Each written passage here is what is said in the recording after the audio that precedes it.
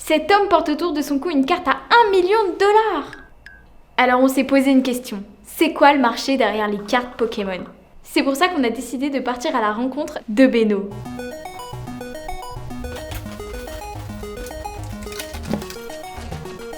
Bienvenue chez moi.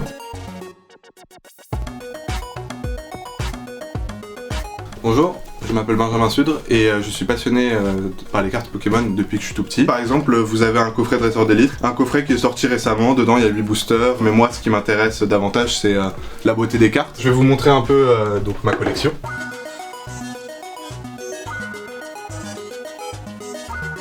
Ici par exemple, une carte X, alors moi je collectionne aussi de l'anglais. Le marché français, les cartes sont beaucoup plus rares, elles cotent beaucoup plus. Et donc ici par exemple, un Brazegali X, donc de Team Aqua Magma. Donc celle-ci par exemple, je vais plutôt chercher à la vendre. Moi ce que je fais du coup, c'est que je fais des affaires sur plusieurs sites, notamment Vinted, eBay, j'essaie de faire des bonnes affaires.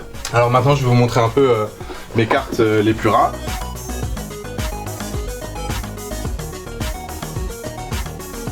On va commencer par celle-ci. Alors ça, du coup, c'est un Celebi X de force cachée. Donc c'est une secrète.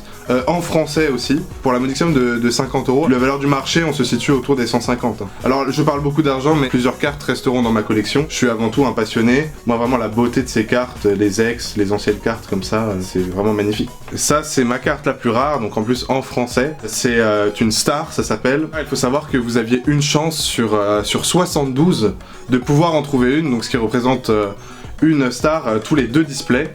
Donc voilà, il fallait quand même débourser beaucoup d'argent. Je l'ai payé 100 € et sur le marché actuel, on peut en voir partir pour plus de 1000 € parfois quand elles sont en top état et gradées, on peut monter sur plusieurs milliers d'euros. Le Dracofeu Star en plus haut gradage possible, c'est-à-dire 10, la note de 10 sur 10, on tourne aux alentours des quand même 20 000 €. C'est quand même une somme. Alors maintenant, du coup, je vais vous montrer des cartes gradées. Pour augmenter la valeur de vos cartes, il est important de les envoyer à des organismes qui vont grader vos cartes. Le leader, évidemment, en France, c'est PCA. Et du coup, là, par exemple, cette carte, elle a eu un 8 sur 10. Donc c'est un mental livre. Il coûte un peu quand même, dans les 200 €. Et le fait d'avoir cette authenticité, cette légitimité, va vous permettre de vendre votre carte plus cher. Là, vous avez par exemple aussi un Cisaiox, gradé 9, celle-ci. Et là, vous avez un petit Pikachu, celle-là est française. Bon, ça, c'était un peu une désillusion pour moi, parce que je pensais avoir une meilleure note quand je l'ai envoyé grader. Et là, il se trouve qu'en fait, sur la surface, ça ne se voit pas à l'œil nu, mais en fait, il y a des griffures. Et ça, quand ils vont l'analyser, ils l'analysent avec une lumière bleue et être sûr que la note sera correspondante au produit. Et voilà, c'était Beno.